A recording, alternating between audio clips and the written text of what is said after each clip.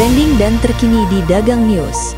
Sekiranya Malaysia tidak dilantik sebagai pengerusi ASEAN tahun ini, mungkin Tahun Kemahiran ASEAN AYOS 2025 tidak akan menjadi kenyataan.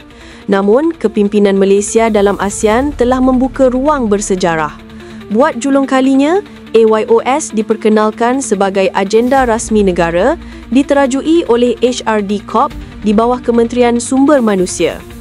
Walaupun dilancarkan lewat, AYOS telah mencetuskan gelombang aktiviti pembangunan kemahiran, antaranya Minggu Latihan Kebangsaan NTW dari 14 hingga 21 Jun menawarkan lebih 70,000 kursus percuma kepada 3.5 juta peserta.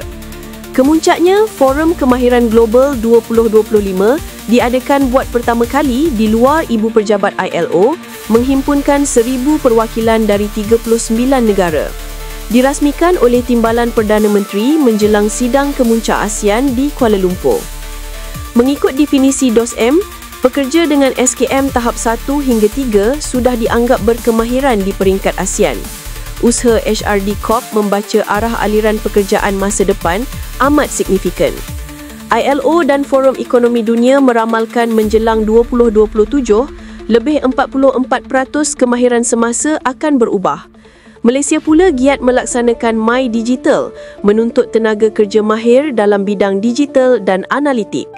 Kesimpulannya, masa depan pekerja Malaysia bergantung kepada gabungan kemahiran teknikal, digital, sosial dan hijau.